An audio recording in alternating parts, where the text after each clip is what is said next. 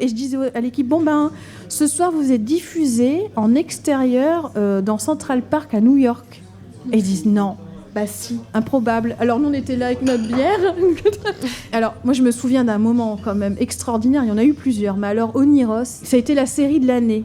Et quand la nana, elle ouvre le truc, et alors là on était là, on se dit bah non, moi je disais non. C'est pas possible. Déjà là, on a fait un beau parcours. Et quand elle a dit The Gleavensburg Chronicle, tout le monde a sauté. Les cacahuètes sont parties. On n'y croyait pas. Et d'un coup, ça a l'air, c'est très trivial. Hein. Mais ici, tout le monde s'en fout, quoi, quand même, parce que bon, voilà. Mais je m'étais dit, c'est bien pour eux.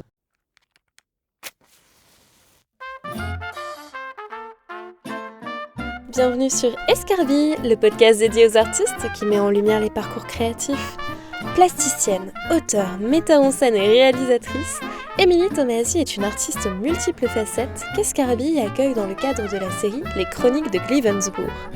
Tout droit sorti de l'imaginaire d'Émilie, l'univers de la série fait appel à tous ses talents, mais surtout à ceux de scénariste et réalisatrice qu'elle exerce pour ce projet depuis 2016, date de production de l'épisode pilote. Afin de porter ses idées, elle fonde l'association Axio en 2007, qui soutient l'intégralité de ses créations, souvent hybrides, et qui est donc aux commandes de la production de la série qui mêle humour et histoire sur des airs de western. Coproduite par le CNC, la série a obtenu plus d'une centaine de prix à l'international et n'est plus qu'à un tournage du clap de fin de la saison 1. La particularité de cette série ? Elle est portée à bout de bras par toute une équipe de bénévoles, devant et derrière la caméra, qui croient en ce projet et qui en sont de fervents défenseurs. Escarbille franchit les portes du village de Gleavensburg, des coulisses de la réalisation aux récompenses en festival, avec Émilie Tomasi, la créatrice de cet univers singulier. Bonjour Émilie. Bonjour Alizée. Merci d'être venue ce soir pour le deuxième épisode d'Escarbille, donc le podcast qui met en lumière les parcours créatifs. Alors Émilie, oui, j'ai plein de questions pour toi aujourd'hui, parce que du coup, le fait de créer une web-série, il y a plein de points à aborder avec toi. Pour introduire ton travail et ton univers artistique, peux-tu nous parler un petit peu de toi ? Donc, dans quel milieu tu as grandi et évolué, mais aussi quels étaient tes centres d'intérêt quand tu as été plus jeune, tes premiers centres d'intérêt ? Alors, pour faire très court quand même, alors moi je viens d'un milieu tout à fait modeste, un milieu ouvrier, voilà, on n'a personne dans la famille qui a fait des études particulières en art ou quoi que ce soit. Et donc, j'ai grandi avec mon entourage, avec ce qu'on regardait à la télé, avec des westerns quand j'étais petite, avec des séries un peu fantastiques, voilà. Mais très tôt, je pense avoir su ce que je voulais réaliser, puisque je me souviens surtout des réactions des gens autour de moi quand ils étaient plongés dans une histoire, un film. Ils avaient des quotidiens difficiles et là, d'un coup, ça s'évanouissait et je me suis dit, c'est ce que je veux faire. Je veux apporter du bonheur aux gens, leur conter des histoires et leur conter leur histoire si c'est possible. Voilà. Et puis ensuite, le dessin. Parce que j'ai toujours dessiné, écrit des petites histoires qui vont avec. Donc à la base, je suis plutôt plasticienne, on va dire. J'ai fait des études littéraires, mais option artistique. Et puis après, j'ai glissé aux Beaux-Arts à Arras. Ensuite, j'ai glissé encore pour faire de la scénographie à l'université d'Artois à Arras toujours. Et puis, comme dans mes créations scéniques, je mettais de la vidéo, j'ai glissé encore une fois. Je ne fais que glisser sur l'audiovisuel en fait. Mais je n'ai pas fait d'école proprement dit. Je suis vraiment assez autodidacte là-dedans. Voilà. D'accord. Et du coup, comment tu as commencé le dessin ? Est-ce qu'il y a tout de suite une technique en particulier qui t'a parlé, que tu as eu envie de tester ? Ou est-ce que tu as voulu un petit peu tout tester en même temps ? Oui, tout ce qui me passait par la tête, tout ce qu'on pouvait avoir aussi, puisque aujourd'hui c'est un peu plus c'est un peu plus accessible, mais en fait je faisais avec ce que j'avais, quoi, des crayons de couleur, tout ça. Mais quand j'étais toute petite, mais c'est mon père qui dessinait aussi beaucoup, qui m'a guidée. Et puis après c'était parti, beaucoup de crayons, fusains, les aquarelles, voilà quoi. Et donc mes univers sont nés à cette période-là, je pense. Et c'est drôle parce que tu as cité tout de suite, quand tu disais ce que vous regardiez avec ta famille, le western, le fantastique. Donc ça a été dès le début des choses dans lesquelles tu as baigné, parce qu'on va le voir un petit peu. Les Chroniques de Glivensburg, c'est un petit peu un western des années 2000 en vrai. Enfin, c'est revisiter. La période s'y prête bien, enfin, on le verra après, mais bon, l'entre-deux-guerres, c'est quand même la période de la reconstruction, donc on avait une situation qui était assez similaire au western classique américain, puisque une forte immigration, des baraquements, de la reconstruction, donc tous les ingrédients y étaient. C'est pour ça que j'ai décidé de partir dans ce genre-là, pour raconter au moins cette histoire. On va voir ça dans les prochaines minutes. Et du coup, est-ce que tu as eu un déclencheur pour vraiment le cinéma ? Est-ce qu'il y a quelque chose, un moment dans ta vie où tu t'es vraiment dit « Ah bah tiens, j'ai envie d'écrire mes histoires, de les filmer, de les partager aux gens ». Est-ce que tu as eu vraiment un déclic ? Alors le déclic, il est un peu, encore une fois, familial. Désolée pour les parents ou autres, mais bon, à la maison, c'était assez explosif, on va dire. Et la seule chose qui calmait tout le monde, c'était une fiction. Voilà. Donc on m'a emmenée très tôt au cinéma. J'avais peut-être 2 ans et demi quand j'ai vu le premier Indiana Jones cinéma, parce que tout le monde y allait, voilà. Et donc, alors, j'ai pas vraiment de souvenir de cette période, mais on m'a raconté. Et c'était le seul moment où tout le monde s'entendait. Donc je ne sais pas si c'est inconscient, mais le fait de raconter des histoires, moi, ça me plaît. Et surtout, comment ça peut faire du bien autour de moi, quoi. Et ça rassemble des gens. Rassemble des gens, et on crée ensemble, et chacun trouve sa place. C'est vraiment, et de plus en plus, je me rends compte de ça, quoi. C'est vraiment, je pense, le moteur de toute cette aventure. Très bien. Tu es à l'origine d'une structure qui s'appelle Axio. Peux-tu me dire pourquoi tu as décidé de mettre en place cette structure et de qui tu as choisi de t'entourer pour mener à bien tes projets au sein de cette association qui est Axio, du coup ? Alors, Axio est né donc en 2007. En fait, c'était tout simplement parce que, à cette époque, dans mes études, je faisais, en dehors des études, des ateliers scéniques et arts plastiques. Et donc, j'avais des groupes d'enfants, etc. Et il s'avère que ces groupes d'enfants, un jour, sont devenus grands. Ils partaient au collège et je me suis retrouvée avec 5 petits loups. Et je me suis dit, mais qu'est-ce que je vais faire avec eux ? Et puis, depuis un moment, on me tannait derrière des adultes, mon entourage. Émilie, quand est-ce que tu fais des ateliers adultes ? Donc, j'ai dit, écoutez, j'ai une idée. Si ça ne vous dérange pas de jouer avec des gosses, je fais fusionner une histoire. Et puis, on va voir ce que ça va donner. Et donc, j'avais vraiment de 7-8 ans à 60 aidés sur scène. Et donc, j'ai écrit une fiction où j'ai imaginé Mouche et Crochet dans une maison de retraite, avec un univers d'enfants imaginaires qui se trouve dans la tête des 2 clodos, on va dire, parce qu'on les appelait comme ça dans la pièce. Et ça a fonctionné. Et de fil en aiguille, on ne s'est plus quittés.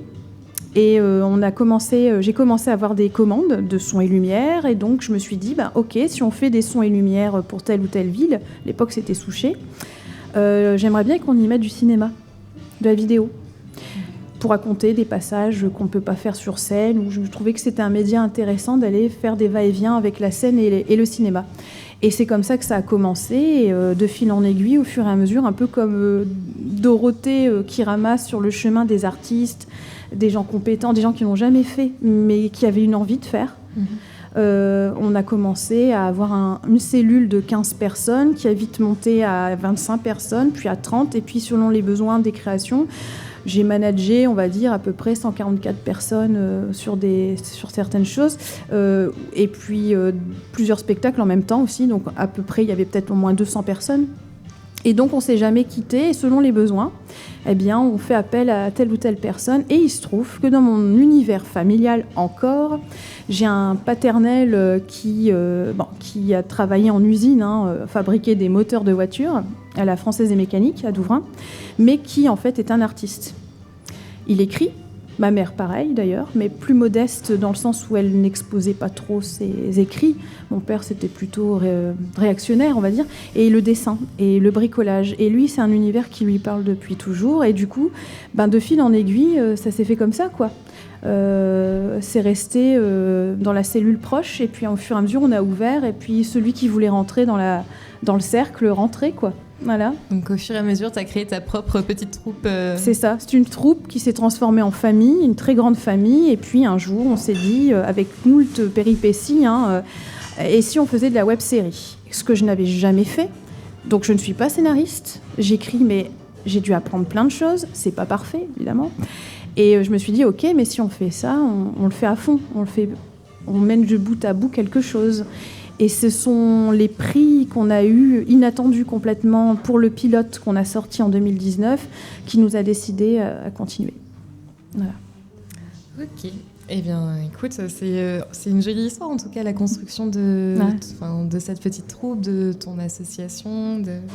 Eh bien, justement, on va enclencher un petit peu sur, je pense, un des projets phares de cet asso, qui est les Chroniques de Glivensburg, donc la web-série que tu as lancée en 2016. Pour introduire un petit peu cet univers, je propose qu'on diffuse les trailers de l'épisode 2 et 3 qui sont du coup déjà disponibles sur YouTube au visionnage avec l'épisode pilote. Tu peux lancer la vidéo. Peux-tu nous parler un petit peu justement de la genèse des chroniques de Glivensburg ? Donc comment as-tu eu l'idée de mettre en scène cet univers qui est un petit peu loufoque et qui rassemble à la fois fantastique et historique et aussi du coup sur des tons de western ? Voilà. Alors à l'époque... en 2015, avec toute la série d'attentats qu'il y a eu, pour pouvoir jouer des spectacles un peu plus costauds avec du public, c'était compliqué. Il fallait des cercles de sécurité en plus, etc. Enfin bref, au niveau production, c'était compliqué. Donc du coup, très rapidement, j'ai commencé à écrire pour l'équipe des spectacles immersifs où on emmène des gens en balade dans les bois, on les perd, il leur arrive des bricoles, et puis ça avait vachement plu. Seulement, c'était beaucoup d'énergie, on le fait toujours, mais c'est beaucoup d'énergie, et l'équipe a dit, mais c'est là où, Émilie, écoute, ce serait quand même bien qu'on voit un peu plus notre travail commun. Est-ce qu'une web-série, ce serait pas le moment de le faire ? Bon, j'ai dit ok, pourquoi pas. Et donc, j'ai adapté un spectacle que j'ai écrit pour cette web-série. Et donc là, j'ai mis à peu près 4 mois pour l'écrire, le pilote, sans savoir, avec juste les éléments. J'ai fait beaucoup de 14-18, beaucoup de centenaires, enfin toute la période de la guerre, la première. J'aimerais en sortir, et pour en sortir, je vais prendre un personnage, un soldat, qui va faire un bond dans le temps, et il va arriver dans un autre univers, et comme ça, la boucle est bouclée. Donc je suis partie de ce concept. C'est un peu comme dans la peau de John Malkovich. Je me suis dit, il va passer dans un tunnel, il va lui arriver des trucs, et il va faire un bond. Et j'ai commencé à écrire là-dessus, en fait. Voilà. Très vite, je me suis dit, rebondissement, il faut qu'il y ait quelqu'un, il arrive quelque part, il faut qu'on lui court après. Et donc j'ai construit toute cette intrigue sur un quiproquo dans l'histoire, et j'ai imaginé des clans rivaux, mais qui sont quand même obligés de se serrer les coudes, et je me suis appuyée donc sur l'immigration. Et comme dans l'équipe, on est des petits-enfants ou enfants d'immigrés en partie, je me suis dit, on va s'amuser avec des macaronis, donc pour les Italiens. Donc je suis une macaroni, je peux aisément écrire sur eux. On a des melons, donc avec les populations maghrébines. On a des flahutes, on a des Polacs. On a donc, on a les gens du cru, et puis là, récemment, on a les bridés, forcément, puisqu'ils ont fait aussi de la reconstruction. Et donc, on s'est amusé comme ça. Et donc, pour la genèse, voilà, en fait. Et je suis partie sur un pilote de 40 minutes. J'aurais pu faire plus court parce que j'avais la possibilité de faire une série avec des épisodes de 5 à 10 minutes, puisque j'ai plein d'idées. Je me suis dit, on pourrait faire. Mais là, il se trouve que je me suis embarquée dans une histoire où, pour la mise en place, il me fallait au moins 40 minutes. Et je me suis retrouvée dans un dispositif que je devais tenir. Et donc, quand on a dit, Émilie, tu pourrais pas faire plus court pour la production, etc., je dis oui, mais développer une intrigue comme celle-ci, en format plus court, c'était très compliqué. Et donc, je pense qu'il va falloir qu'on reste sur des épisodes suivants de 25 minutes. Et donc, on est parti sur de la web-série, mais presque long format, ce qui est assez inédit en ce qui concerne l'histoire, en fait. De partir dans une intrigue historique, avec du fantastique, sur de la web-série. Et donc, je voulais amener le cinéma, le cinéma sur le web. L'idée, J'aurais pu faire un dispositif plus light, j'avais imaginé des choses, on aurait pu tourner avec des smartphones, ça se fait très bien. Mais il se trouve que là, je voulais vraiment qu'il y ait une patte cinématographique sur cette web-série, avec des clins d'œil au cinémascope, au film des années 70 de Sergio Leone ou autre, enfin un gros mélange. Et je me suis astreint à ça. Et donc, il me fallait une équipe technique qui suive. Et a commencé vraiment l'aventure de la production à ce moment-là. Ce qui est en plus très ambitieux parce que comme tu dis, c'est un univers que tu crées totalement. 40 minutes pour un pilote, c'est quand même assez compliqué, je présume, pour la diffusion aussi, parce que tu as des standards de durée qui sont quand même assez stricts. En fait, on rentre dans aucune case généralement chez Axio.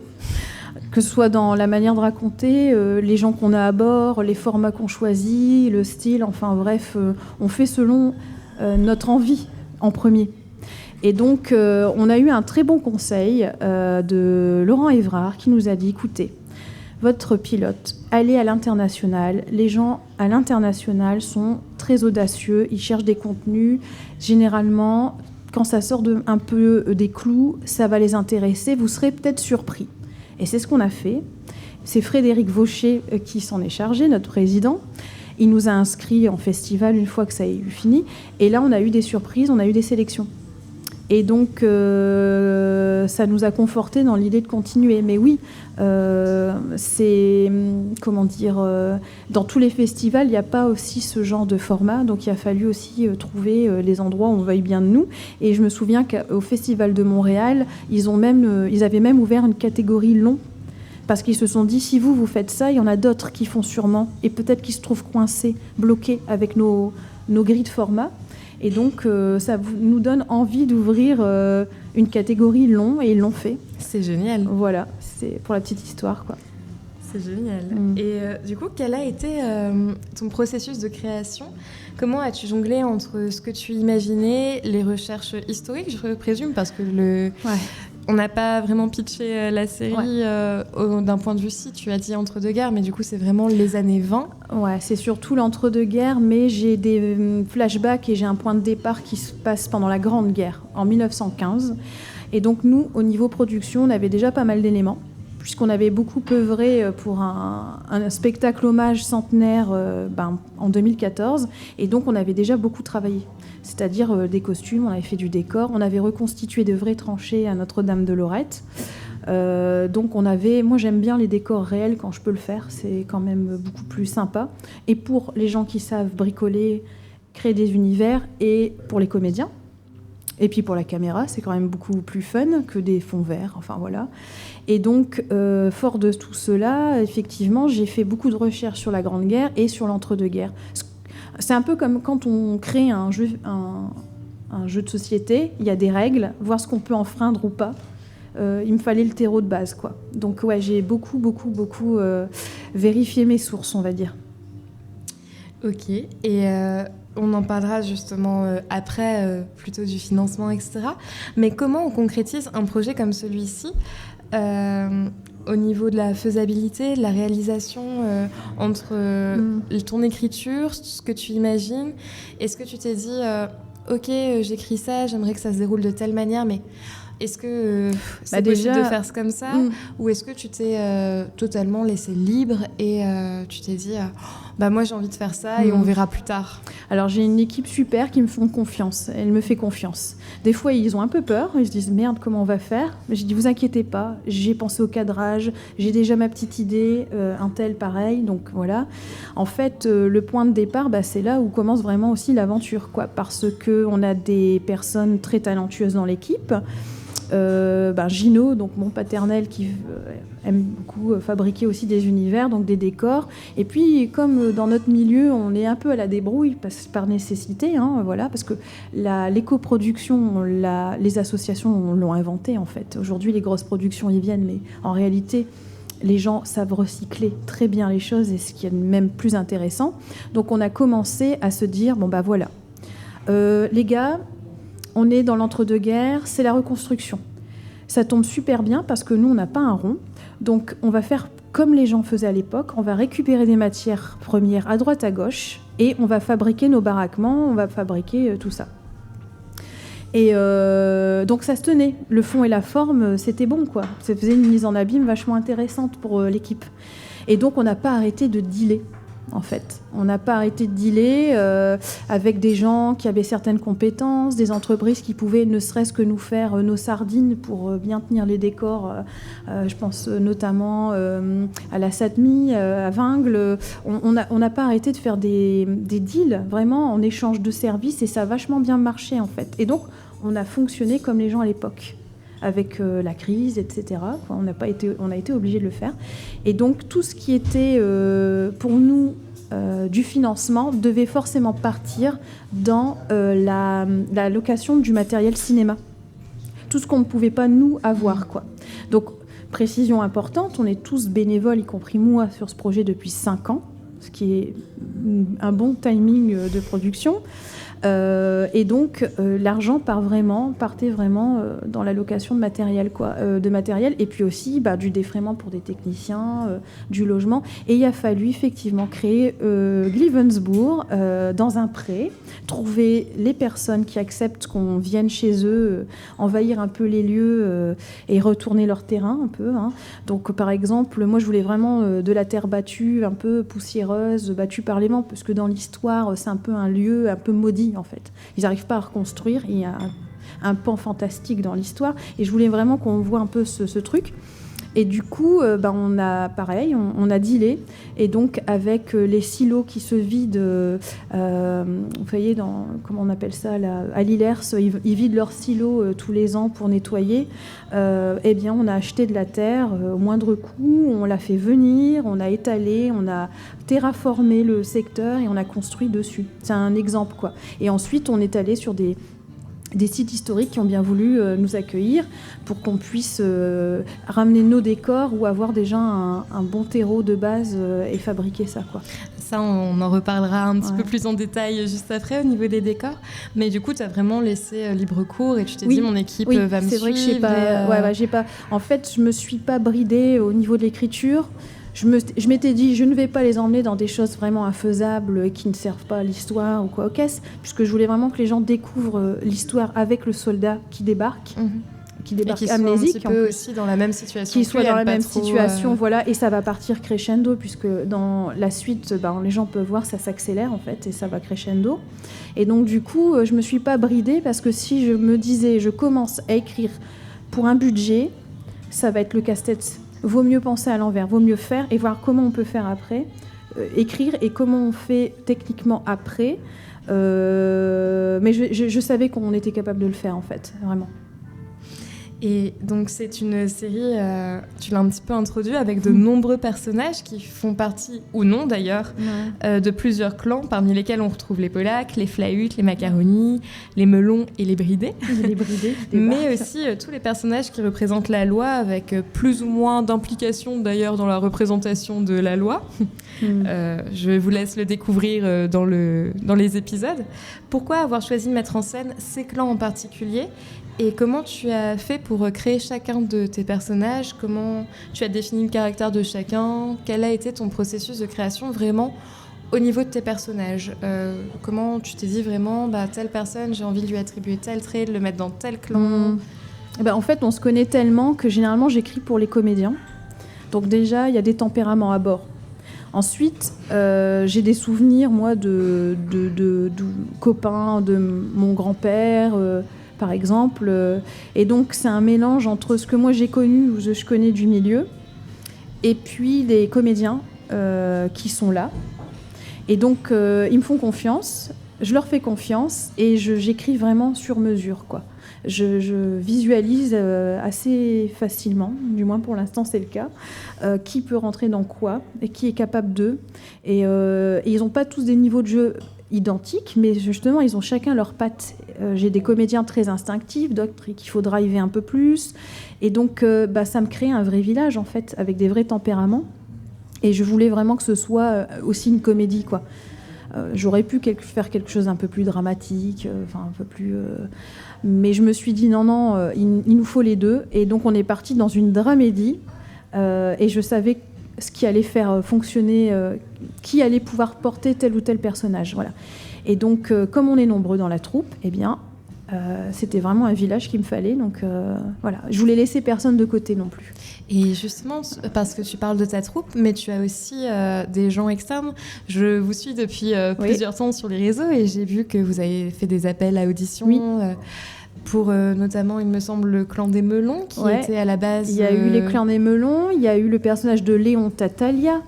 Et comment fais-tu justement pour écrire ces personnages sans référence de base, parce que tu disais que du coup tu prenais un petit peu les caractères de chacun des membres de ta troupe, mais comment tu fais pour écrire des personnages que tu ne connais pas encore, avec des acteurs que tu ne connais pas encore? Pour Léon, je l'avais déjà dans la tête, je voulais vraiment un coq, quoi, quelqu'un qui se la raconte, quelqu'un de très solaire, un peu mais aussi de mauvaise foi. Enfin, il fallait des caractéristiques bien spécifiques pour tout le monde, et surtout, je ne voulais pas de personnages trop blanc, avec des qualités angéliques, quoi. Tu voulais quelqu'un avec des nuances. Il faut qu'il y ait des nuances dans les personnages, sinon c'est pas intéressant. Et je voulais vraiment avoir des caractéristiques bien particulières et aussi avec des personnages qui peuvent surprendre. Au départ, qui ne payent pas trop de mine, ça a l'air d'être des suiveurs, et au fur et à mesure, commence à s'affirmer, il y a des rebondissements. Mais pour les personnages qui sont arrivés, c'était par la force des choses. Je me suis dit, il me faut des clans, il me faut un minimum, il me faut des têtes de clans, des leaders pour chaque clan, on va dire ça comme ça.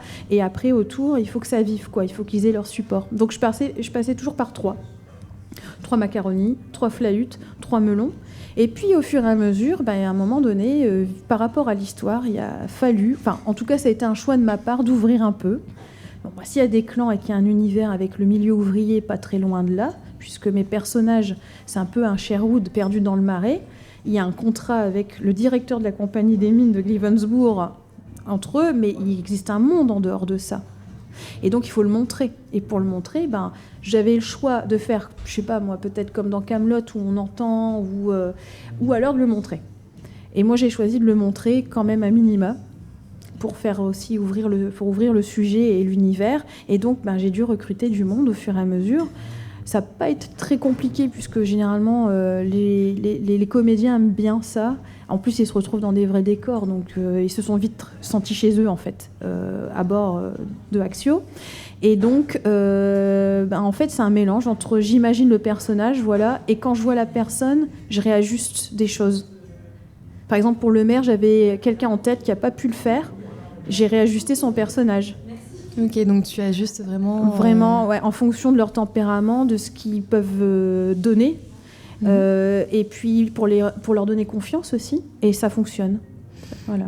C'est top de pouvoir justement rebondir comme ça et d'ajuster vraiment tes rôles, de ne pas rester vraiment dans ce que tu avais toi imaginé et d'adapter au mieux aux gens, et je pense que ça apporte aussi au niveau de leur jeu. Le personnage de Francis, par exemple, Tatalia, le ouin-ouin, on l'appelle, c'est le petit dernier, c'est le poète de la famille Tatalia. Je l'aime beaucoup, ce personnage. Au départ, je ne l'avais pas imaginé, mais quand j'ai vu le comédien, comment il pouvait, toutes les palettes qu'il pouvait jouer et tout, je me suis dit non, il ne faut pas laisser partir David, quoi.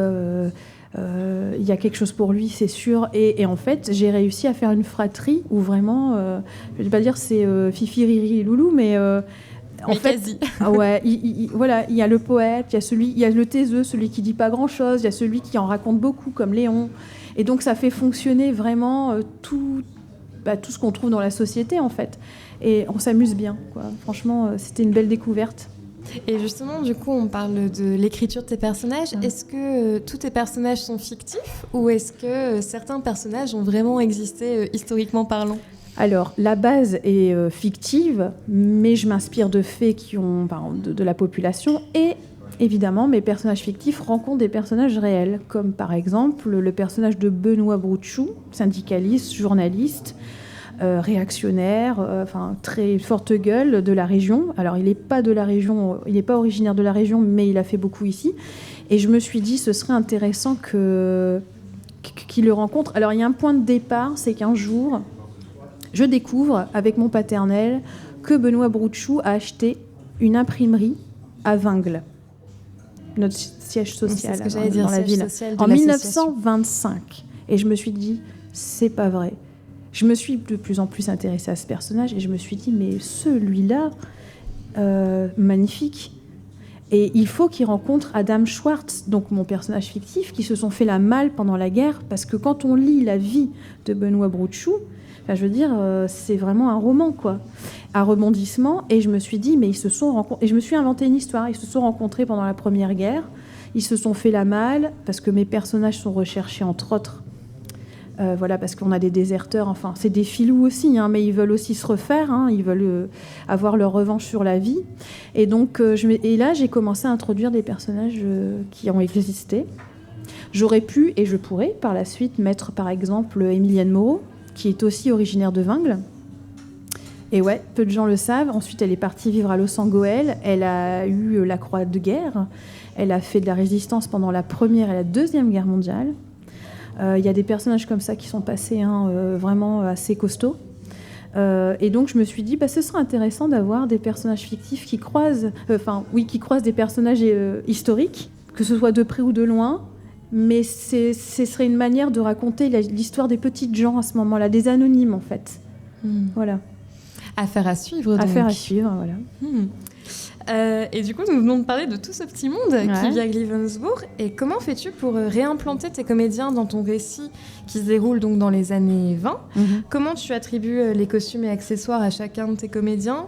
Comment fais-tu pour trouver les costumes que tu souhaites d'ailleurs ? Parce que ça doit être toute une... Fabrication. Tout est fabriqué entièrement Tout est fabriqué dans le sens où on a dû fabriquer des choses qui ont disparu parce qu'avant, quand on utilisait un vêtement, on l'usait jusqu'à la trame.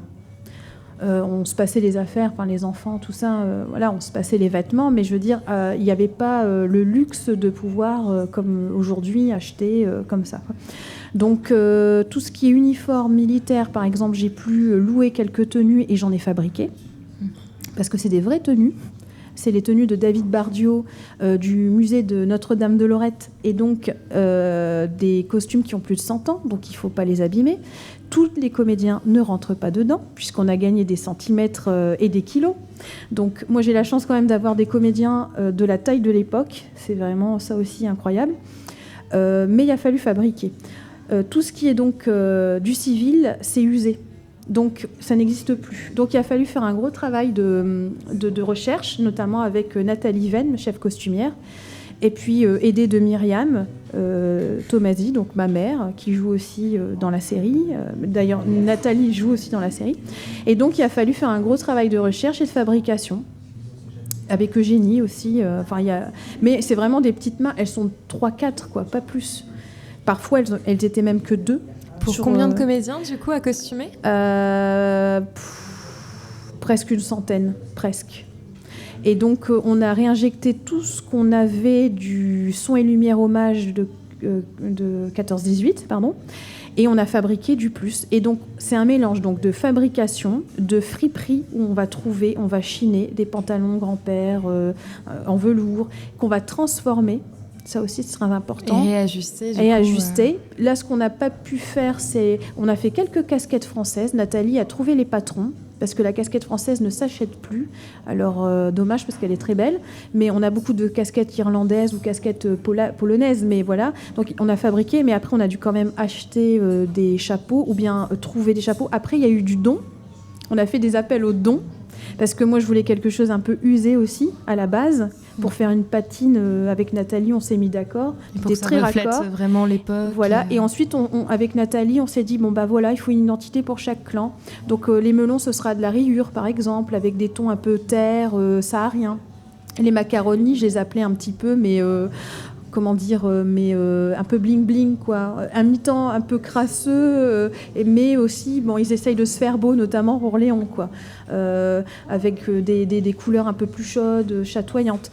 Pour les Polacs, plutôt l'inverse. Polac et Flahut, je voulais quelque chose. Donc les Polacs plutôt ouvriers, les Flahut plutôt classe, plutôt dans les tons gris. Industriels avec les casquettes, etc. Et donc, pour qu'on ait une belle palette. Donc, très vite, on savait ce qu'on voulait. Et puis après, on peut dire que c'est de la fabrication, du détournement, un peu comme les décors, on a dû faire ça. Pour les décors, on a détourné aussi des choses. Et je pense qu'on a dû souvent te le dire, mais notamment les Flahut ont des petits airs des Peaky Blinders. Alors ouais, par contre, on était dessus aussi. Je l'ai pas vu, faudra que je le fasse maintenant. Alors c'est pas vraiment... C'est la même période, quasi. c'est à peu près, c'est la même ambiance. Nous, on est plutôt dans la dramédie, par contre. On est, voilà. Mais oui, ils ont des tons plus froids, plus industriels, plus de citadins. Il fallait cette identité parce que mes personnages vont avec le tempérament aussi. Et oui, on a. Et puis là, en plus, avec les images qui arrivent, on est aussi dans des quartiers ouvriers maintenant, avec de la brique. Donc bon, voilà quoi. Mais oui, on m'a déjà dit ça. Et justement, ça me permet de rebondir sur, avec les Peaky Blinders, sur quelles sont tes références visuelles justement pour créer ces costumes. Comment tu trouves en fait les idées pour reproduire des costumes d'époque, que ce soit les costumes citadins, les costumes ouvriers. Est-ce que c'est pareil, je des recherches historiques sur des photos? Alors, comment tu procèdes? Il y a des recherches historiques sur photos, parce qu'il faut voir comment était fagoté un ouvrier. Ils portaient par exemple pas tous des ceintures, ils avaient aussi avec de la ficelle de chanvre. Ils trouvaient des astuces, quoi, d'accord ? Donc j'ai démarré sur vraiment de l'archive. Ensuite, très vite, j'avais les images dans la tête. Donc je savais vers quoi je voulais aller. J'expliquais ça, donc j'ai commencé à expliquer ça à Gino et à Nathalie. Et ensuite, très rapidement, j'ai dû expliquer ça à mes chefs opérateurs. Donc il y a eu plusieurs chefs opérateurs sur l'histoire, puisque pour la petite histoire quand même, les techniciens du cinéma viennent bénévolement. Donc il faut des équipes qui puissent être là, pendant nos tournages à nous. Donc on a eu Eric Alirol, Thomas Messager, là c'est Kelly Pradel. Et donc voilà, j'ai expliqué, ils voyaient très bien les références. Pour Thomas, je lui avais dit, et Kelly, les références, c'est le film avec Daniel Day-Lewis, j'ai oublié le nom, ça y est, où il est dans le pétrole, ça va me revenir. Je n'ai plus le nom en tête. Je ne saurais pas te dire. Bref, donc j'avais des références quand même, avec des contrastes. Je voulais quelque chose d'assez contrasté, et d'ailleurs qui va avec l'histoire, ça se contraste de plus en plus, parce qu'on rentre dans quelque chose d'un peu plus costaud au niveau de l'intrigue. Et donc, il y avait déjà une logique. J'avais les images dans la tête. Ensuite, on a fait tout ce travail entre nous, quelle gueule doit avoir le village. On aurait pu faire des choses plus grandioses, mais on s'est dit non, il faut rester à l'échelle des gens de l'époque. Des fois, on est tenté de faire des trucs plus épiques, mais en fait, on se dit non, là c'est trop. On peut pas. Si on veut vraiment être dans la bonne justesse, ça viendra peut-être après. Et donc, au fur et à mesure, on avançait comme ça. Et les chefs opérateurs qui viennent après sublimer l'image. Ils ont vraiment le truc dans la tête. Donc, moi, je fais mes croquis, mes storyboards. On fait l'image ensemble.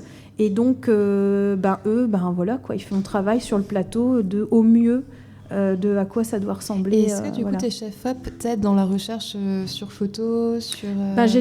J'arrive avec mes éléments, mais c'est vrai que parfois ils me disent, Émilie, est-ce que tu penses que les photographies de un tel... Je dis oui, c'est un peu ça, quoi, les raisins de la colère. C'est cette époque-là un peu américaine, mais nous on n'est pas américains, donc il faut qu'on colle quand même...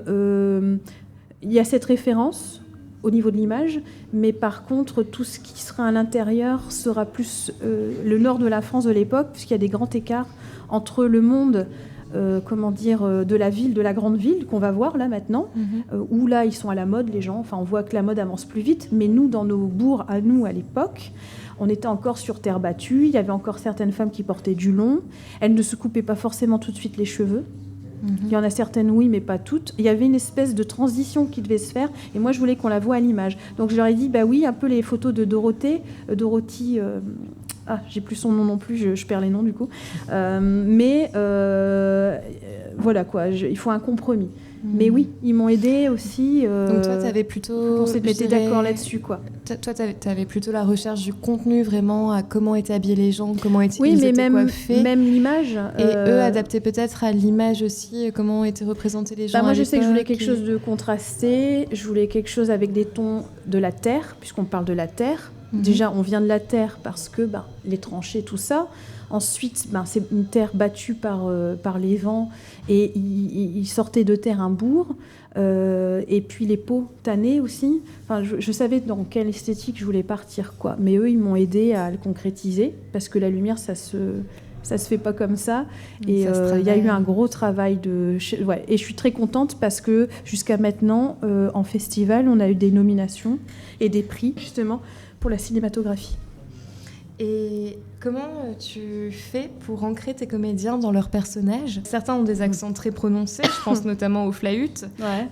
D'autres parlent des langues étrangères. Comment orchestre-t-on toutes ces conditions et contraintes ? Comment mets-tu en condition tes comédiens avant le tournage ? Parce que du coup, certes, ils sont en costume, donc ça les aide. Projette quand même dans cet univers, mais comment tu fais pour vraiment les ancrer dans leurs personnages avec ces accents, ces langues ? Alors, déjà, pour certains, ils le parlent, mais pas pour tous. Il a fallu apprendre. Fred, par exemple, qui joue Frem Kamarek, il a fait un peu de néerlandais, donc ça a aidé un peu. On a des personnes, du coup, il a un ami qui a fait les traductions. Ça veut dire au plus près du parler, vraiment. Ashraf Lasri, qui est joué par Lassen Aitwali, je vais y arriver, par exemple, parle arabe. Et on s'était mis d'accord. J'ai dit, écoute, il nous faut une langue. Il y a des berbères, il y a plusieurs ethnies qui sont dans le camp marocain, mais il nous faut quand même le latin de l'époque chez eux, et c'est l'arabe. Et c'est comme ça que ça se passait. Parce qu'ils parlaient plusieurs langues différentes, des jargons, plutôt des dialectes, excuse-moi, mais il fallait quand même qu'ils se comprennent entre eux. Et donc, il parlait arabe. Donc, j'ai traduit avec lui aussi, au plus près, ce qu'il devait dire. Aldo m'a aidé à traduire tout ce qui était italien. Ils ont dû parler italien. Pour certains, c'était une découverte. Certains sont très doués en langue, d'ailleurs, puisque, par exemple, Adil Jbilou, qui est marocain, joue Léon Tatalia, qui est macaroni. Donc on s'est bien amusé avec ça aussi. Pour les pour les Polonais, pareil. John, son beau-père est polonais, donc voilà. Donc c'était vraiment important pour moi qu'on entende quand même les langues. Et dans le dispositif de la série, c'est comme ils vivent tous ensemble, le français reste entre eux, le latin, pour se comprendre, et donc ils doivent tous faire un effort. Sinon, je serais obligée de traduire tout le temps et ça serait injouable pour eux. Mais du coup, pour eux rentrer dans les personnages, je leur ai parlé de leurs personnages. On a beaucoup joué avant. On a la chance d'être une troupe, donc moi, j'ai, avec eux, un travail scénique en amont. C'est-à-dire qu'on fait des ateliers de jeu, on s'amuse. Et puis au fur et à mesure, une fois qu'ils sont chauds, ça y est, on commence à répéter les scènes et je les guide.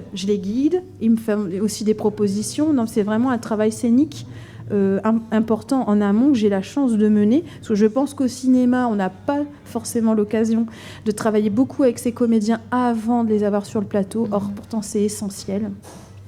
Mais là, je le fais. Et ça permet de les fédérer entre eux. Ça les fédère et surtout, ils ont vécu plein de choses ensemble, ce qui fait que ce village, il est vrai, quoi. Quand on les voit jouer ensemble, il y a vraiment des liens très forts entre eux. Donc voilà. Et puis après, ils sont bons, quoi. Voilà. Mais du coup, il y en a qui apprennent pour l'occasion. Ah oui, ouais, et qui répètent. Alors c'est très drôle, on les voit répéter, machin, tout ça. Non, mais je serai prêt, voilà. J'ai eu la chance d'assister à une répétition à laquelle tu m'avais invitée. Et il me semble qu'il y avait Romain qui apprenait. Pierrosa qui joue Marcus, mon filou. Bon, j'ai plein de personnages, mais j'ai quand même des personnages. Du coup, avec la scène. Oui, parce que Marcus, lui, il est bon, quoi. Hein. C'est un filou, mais c'est un caméléon dans l'histoire. Et il parle l'arabe, il comprend ce qui se dit. C'est pour ça que c'est... pour lui, c'est un personnage intéressant. Et donc, je voulais que Romain puisse parler un peu arabe, quoi. Voilà. Et du coup, parle-nous un petit peu de ce village de Glivensburg. Quelles ont été tes références à la fois pour construire ce village d'après-guerre qui est perdu dans les marais des Hauts-de-France et qu'est-ce que cela implique de construire entièrement un décor ? Comment t'es-tu procuré les matériaux nécessaires ? Comment a-t-il été construit ? Quelle est un peu la genèse de ce village qui est entièrement construit dans un champ qui, à la base... Alors, l'univers de Glivensburg est composé d'endroits où on a eu le feu vert pour tourner, donc ce fameux champ chez Clément Cuvillier, à Fairfailly, près de Lillers précisément, où il a eu la gentillesse extrême, 2 fois d'ainsi de suite, de monter le village chez lui. On est restés très copains d'ailleurs. Donc il y a eu ces endroits où on a eu le musée de Lorette où on a fait nos tranchées. Il y a des endroits où on monte les choses. On a joué ensuite dans des studios. Par exemple, l'intérieur de la taverne, en partie, on a joué en studio. On est allé au lycée audiovisuel Jean Rostand qui nous a offert ses portes avec Monsieur Sally qui était qui est vraiment notre ange gardien là-dessus. Et on a eu l'occasion du coup d'avoir des stagiaires, des techniciens qui étudient là-bas sur notre plateau. C'était vraiment génial. Ensuite, on a tourné à la CCI de Lille. On a eu la chance pour faire un hall de gare et les bureaux de la Compagnie des Mines de Givensburg, on a tourné chez eux. Pareil, on a fait un échange de bons procédés ensemble. C'était vraiment... Et donc tout ça pour pouvoir créer les marais Audomarois, j'ai oublié, Éclusiers-Vaux. On a dû trouver des endroits où on a encore des marais assez vierges de tout. Il a fallu... Tout est situé dans les Hauts-de-France. Ouais, tout est absolument dans les Hauts-de-France. On a tous les paysages. Et donc, il a fallu, pour créer Givensburg, aller un peu à droite à gauche pour composer ça. On a tourné dans les carrières aussi, on a tourné véritablement sous terre. Là, on va tourner dans les carrières Wellington. On a eu un partenariat avec la mairie de Leuzen. Voilà. En gros, c'est vraiment des personnes qui croient au projet, qui trouvent que l'idée est géniale et qui veulent... Et puis nous, c'est l'occasion de parler des sites aussi. L'idée, c'est que voilà, notre production se trouve... Il y a un échange. Et là, ça fédère encore, en fait. C'est vraiment du deal. Et c'était vraiment génial. Donc voilà. Et puis du coup, j'ai oublié le début de ta question parce que j'ai peur de m'évanouir dans d'autres... Ouais. Le début de ma question, c'était vraiment quelles ont été tes références pour créer ce village, parce que tu l'as vraiment créé de toutes pièces. Ouais. Et comment aussi tu as procédé pour créer ce village, parce que du coup, les matières premières... Alors les matières premières, on a fait les encombrants, on a fait les poubelles, hein, véritablement. Gino, c'est le roi de la débrouille, la trouvaille, il va rigoler. Donc le chef d'éco et constructeur. Il a dit non, ça on va le faire comme ça. Et puis lui, déjà quand il était petit, dans notre environnement familial, les gens avec qui mon grand-père travaillait, son père, c'était déjà de la débrouille. Et c'est lui qui a la véracité du truc. Je dis, voilà, tu vois les photos d'archives ? Ouais, ça je sais comment, ça on va utiliser ça. Ça, non, il faisait comme ça. En fait, l'idée, c'est un peu comme les soldats de 1915. Avant que les uniformes bleu horizon arrivent, ils mettaient ce qu'ils pouvaient sur eux. Il y a peu de gens qui peut-être le savent, mais il y a eu la fameuse tenue piou-piou, pantalon rouge et de dessus bleu marine. Et après, il y a eu le bleu horizon. Mais il y a eu un intermédiaire. Et l'intermédiaire, c'est, vous allez couvrir vos pantalons, vous faites tirer comme des lapins, vous allez mettre ce que vous pouvez. Et en 1915, il y a eu une espèce de mélange, de transition, tout pareil. Et c'est ma période, en fait. Parce que c'était une occasion pour nous de montrer déjà quelque chose qu'on ne voit pas beaucoup.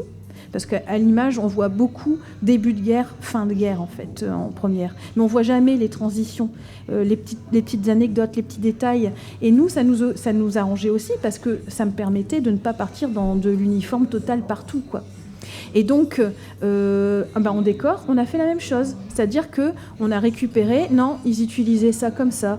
Tiens, regarde, hop, tac, tac. Et en fait, on a fonctionné vraiment, on a fait un mélange entre des images d'archives et de ce que j'avais en tête avec la débrouille, en fait. Et donc, il y a une mise en abîme de la débrouille de Axio avec les personnages et leur période de reconstruction, quoi.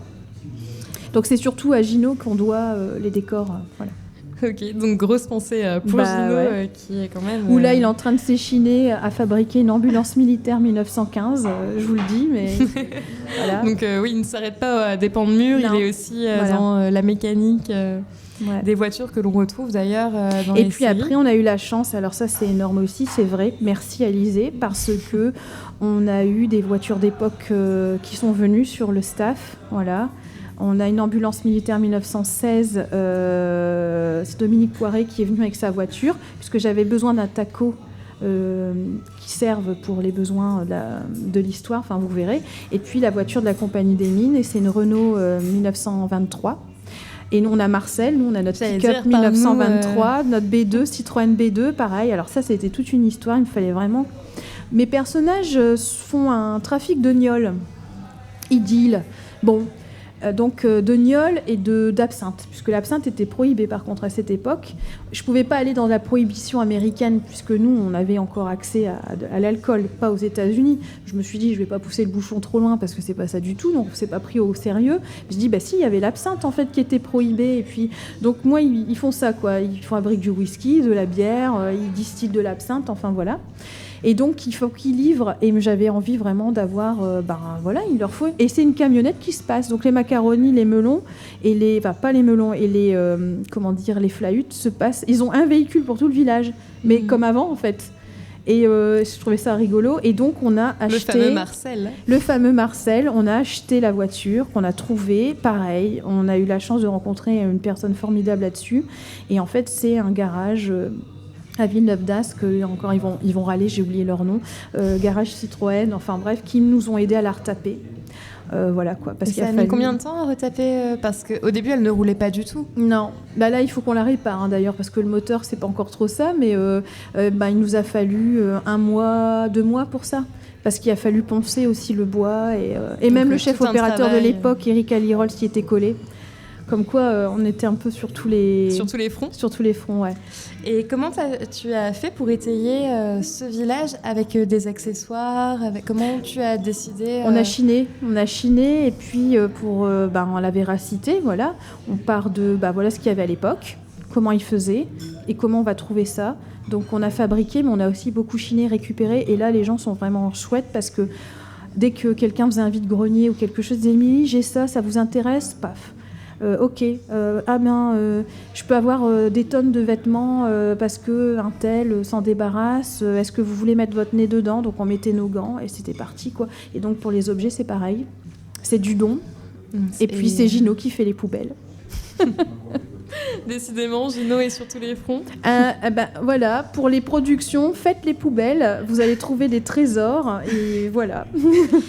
Et dernière question qui concerne le décor. Ouais. Comment tu as fait pour trouver les lieux qui collent le mieux à toi, ce que tu avais imaginé ? Je pense notamment à la Chambre des commerces de Lille que tu as réaménagé en hall de gare. Ouais. Comment tu as fait pour à la fois trouver des lieux qui te plaisaient esthétiquement et les transformer en ce que toi tu attendais ? Alors j'ai fait de la recherche. Mais pour la CCI de Lille, un jour, la petite anecdote. J'étais en train d'allaiter mon fils et je tombe sur la maison France 5 et il parlait de ce lieu. Et je veux visualiser véritablement. Je me suis dit, la fameuse séquence de la gare dans Les Incorruptibles. Bref, ça m'était resté dans la tête. Et puis un jour, il m'en faut une, quoi, dans l'histoire. Je pense qu'inconsciemment, je l'avais déjà dans la tête. Et j'ai dit, chiche, on appelle. Et on a eu un rendez-vous avec Madame Frédérique Rouxel. Et elle a dit, OK, vous pouvez venir voir les lieux. Et c'est comme ça que ça s'est fait. Parce que j'ai vu que le bâtiment datait de 1920. Donc, elle était raccord avec notre... Et donc, même ça, tu fais attention à la date de construction. Ah oui, ouais. Et là, par exemple, on doit aller faire des petites visites à droite, à gauche. Mais par exemple, les anciens bureaux de la Compagnie des Mines de Lens, on y va, là, on va faire un repérage. Voilà, puisqu'on a l'agglomération Lens-Liévin qui nous soutient sur le projet cette année. Donc du coup, on commence à ouvrir davantage nos partenaires. Et donc, on a encore la chance d'avoir des lieux, d'époque. Tout n'a pas été détruit. Voilà. Et donc, en amont, je fais un gros travail de recherche. Et puis après, je dis, apparemment, il y a quelque chose. Au non-lieu à Roubaix, par exemple, les anciennes usines textiles de Cavrois, où il y a la Villa Cavrois pas loin, il y a encore les ateliers en fait de textiles. C'est une association formidable qui les tient. Pareil, on a fait du repérage, on va tourner là-bas pour donner maintenant une image au quartier ouvrier de Givensburg, tout en restant dans des échelles qui sont les échelles de l'époque en fait. Voilà, on n'est pas à Chicago, donc voilà.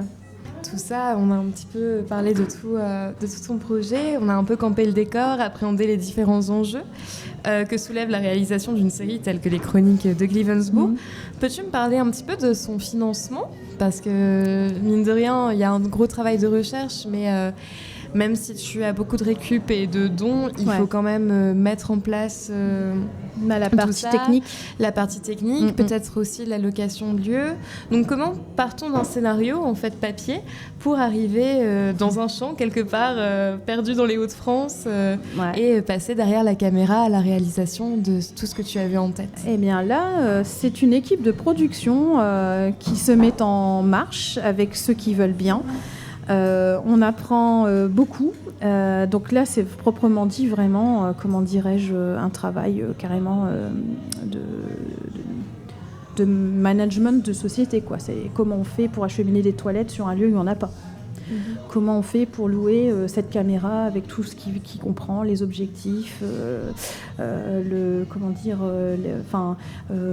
technique pour la lumière. Et en fait, j'ai des gens super, hein, par exemple les chefs-op, je reviens vers eux, mais en gros, ils savaient qu'ils avaient une enveloppe, parce qu'on ne pouvait pas aller au-delà en fonction de ce qu'on avait. Hein, et du coup, on adaptait notre matériel. Donc, et comment tu as eu ces enveloppes, tout d'abord ? Alors, il a fallu se battre pour ça. Donc, il faut faire des dossiers de demande de financement. Donc, on est allé voir, évidemment, en premier lieu, Pictanovo, qui est quand même la référence dans la région. Oui, qui soutient normalement tous les projets. Qui soutient normalement tous les projets. Bon.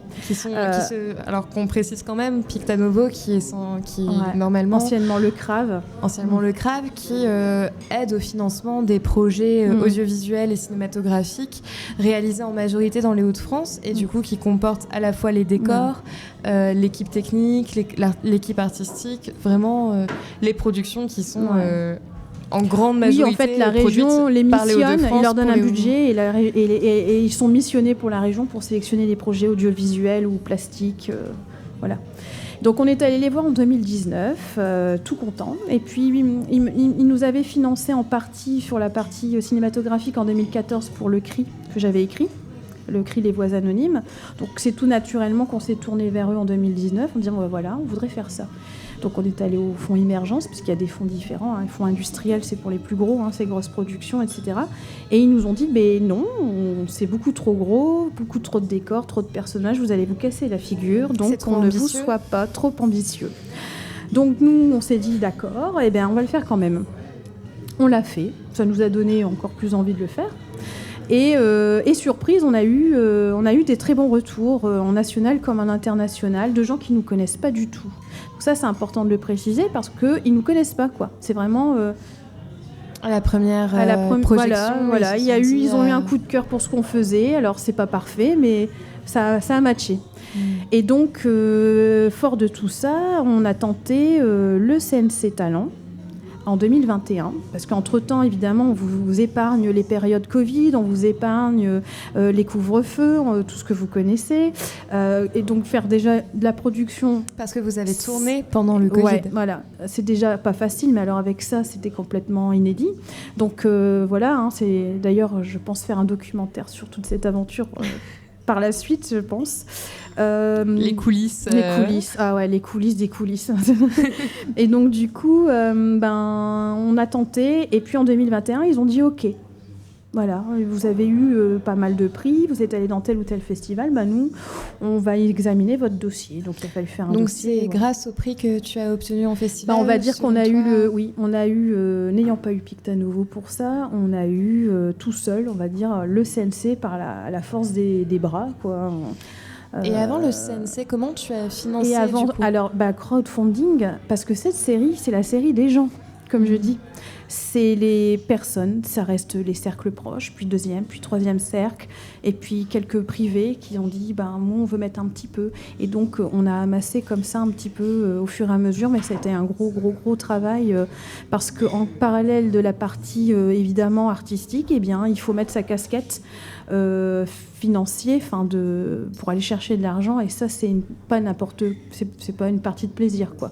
Surtout que c'est de plus en plus compliqué donc dans notre contexte, donc d'aller faire entre guillemets du porte-à-porte quelque part, c'est délicat en disant nous on fait ça, quoi. Est-ce que ça vous intéresserait ? Ça montre les talents de la région, c'est une aventure, et puis c'est surtout une manière de parler du bassin minier autrement qu'avec Germinal, par exemple. J'ai rien contre, mais bon, on a plein d'autres créateurs dans la région qui ont plein d'autres histoires à raconter aussi. Et donc voilà, et puis c'est historique, on a décidé de faire notre western. Bon. Donc ça a été quasiment à 90%, je pense, Hauts-de-France, que ce soit au niveau de l'équipe. Oui, parce qu'on a fusionné. Il y a quelques personnes qui viennent d'ailleurs, mais quand même Les techniciens viennent d'ici et de Paris. Les comédiens, à 80%, c'est des gens de Hauts-de-France. Après, des personnes de Paris. De Toulouse, de Belgique, enfin vraiment on a brassé, c'est vraiment un projet qui a été, où on a des gens qui venaient de Bordeaux aussi par exemple, ils y croyaient, quoi, ils sont quand même venus pour... Mais ça reste en majorité des gens de la région. Totalement. Et donc du coup, eh bien, c'est pas évident parce que avec tout ça, on s'en est sorti, on s'en sort toujours, hein, parce qu'on sait où on va. Mais effectivement, alors je voudrais dire que l'argument, on vous donne pas d'argent, on vous rend service, vous allez vous casser la gueule. Je dis non, pour tous les créateurs d'ailleurs, parce qu'avec un budget un peu plus gros, mais même pas des 1000 et des 100, eh ben, ça veut dire étaler un plan de tournage, donc avoir plus de temps de tourner en journée, et donc faire peut-être plus de séquences ou améliorer des choses. C'est recruter quelqu'un en plus qui permet, par exemple, d'avoir un régisseur général où on n'est pas multicasquette, et donc c'est encore plus confortable pour la partie création. C'est de la post-production plus rapide, c'est de la post-production où on peut même améliorer l'image. Donc on pourrait tourner en RAW, voilà, par exemple, puisque c'est un coût de pouvoir... Donc en fin de compte, ça serait de nous faciliter les choses, parce que jusqu'à maintenant, je touche du singe. On ne s'est pas cassé la figure. Alors, on améliore toujours les choses, mais si on avait une enveloppe, on aurait été encore meilleur, peut-être. L'équipe aurait été... Ouais. J'allais dire, en plus, au visionnage des différents épisodes, on sent justement une évolution et une progression, ouais. Et aussi dans la qualité de l'image, de la construction, de la mise en scène. Cette série, c'est un peu aussi un laboratoire, on la voit évoluer. Donc là, ce qu'on projette, moi, je voudrais... retravailler le pilote pour en faire 2 épisodes, partie 1, partie 2, lui refaire un ravalement de façade pour que ça ressemble au reste. Il y aura des séquences additionnelles aussi pour la compréhension de l'histoire. Voilà. Et donc, du coup, on aura une véritable saison 1 avec 6 épisodes de 25 minutes total. Et là, on aura réussi notre challenge, quoi. Et du coup, qui sont les partenaires qui vous ont soutenu pour la réalisation de la première saison du coup des Chroniques ? Alors, les partenaires, waouh, j'ai pas pris ma liste, j'ai peur d'oublier quelqu'un, il faudra pas s'en formaliser. Alors, la première saison, on a eu... on est passé par du crowdfunding avec ProArty. D'ailleurs, qui déduit des impôts à 60% pour ceux qui veulent mettre un peu d'argent. Voilà. On est passé par Ulule.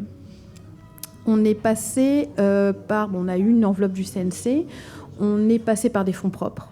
Avec Fred, on a mis nos billes dedans parce qu'on y croyait.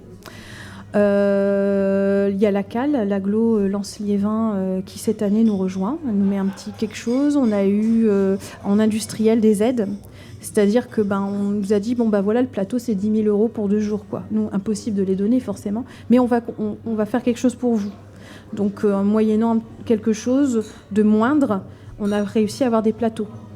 Alors que j'oublie personne, hein, surtout. On nous a rien demandé. Clément nous a rien demandé. Hein. On a participé un peu pour son électricité, quoi. C'est normal, mais voilà. On a eu, il faut pas que j'oublie, voilà quoi, en gros des aides spontanées. Ça se chiffre en aide industrielle, enfin en aide vraiment en don en nature, et après des petites enveloppes successives. La ville de Vingles, il faut pas que je l'oublie, avec notre subvention associative. Donc, d'ailleurs, c'est rigolo quand je dis ça, parce qu'aujourd'hui, on se retrouve en festival avec des grosses séries produites par des grosses structures, Apple TV, Netflix ou des chaînes télé, alors que nous, on est en association de production, quoi. Donc, je trouve ça sympa pour toutes les personnes qui nous ont suivis de se retrouver là. Oui, voilà, complètement. C'est bien pour eux aussi, quoi. Le Relais Bien-être qui nous a offert ses portes à Vingles avec Arnaud Blanchant. C'est notre QG où on peut répéter. Vingles qui est quand même au centre de la production. Oui, parce que c'est là où on a notre siège social, mais c'est aussi là où le parc Marcel Gabidu nous a aussi aidés avec des lieux. Enfin, c'est vraiment un travail d'équipe avec plein de gens autour qui soutient avec ses propres difficultés. Voilà, parce qu'eux aussi ont pas mal de choses à surmonter, donc on les remercie. Et justement, en plus de tous ces partenaires, toute l'équipe technique est bénévole, tout comme l'équipe artistique, donc comme on l'a un peu soulevé précédemment.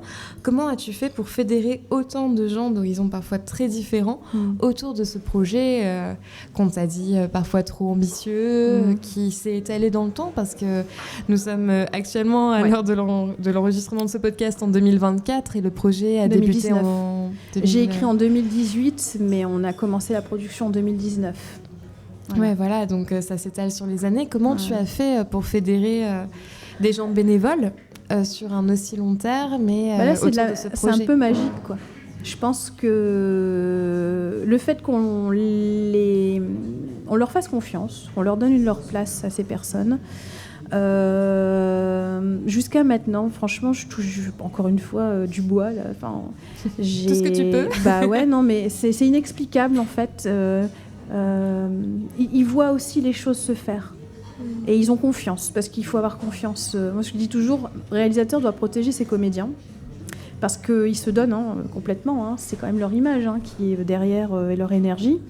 Donc, c'est un travail vraiment d'équipe. Il y a un bon feeling. Ils croient en cette histoire. Ils ont vu ce qu'on était capable de faire et ils disent, mais il n'y a pas de raison. Vraiment. Et jusqu'à maintenant, je sais pas, il y a quelque chose avec cette série, avec cette troupe qui fait match, quoi, qui match, pardon. Parce que même l'équipe technique, tout le Oui. monde est... Et puis ça leur permet aussi à eux, à l'équipe technique, de montrer aussi peut-être ce qu'ils sont capables de faire. Par exemple, les techniciens avec lesquels je bosse, généralement, bon, à part Kelly qui est déjà chef-op, mais c'est souvent des seconds, voire des troisièmes sur les plateaux de tournage. C'est très hiérarchique au cinéma. Ça, j'ai bien appris que c'est militaire, quoi. Donc un second passe pas devant le premier. Il y a vraiment des étapes à franchir. Même s'ils sont bons, il faut leur donner leur chance. Seulement, c'est pas évident.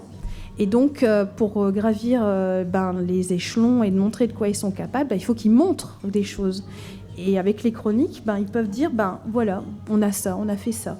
On est dans tel festival, on a fait ça sur tel temps de tournage. Parce que pareil, les temps de tournage, on n'en parle pas, mais on a tourné quand même 2 semaines et demie d'affilée en 2021, en juillet.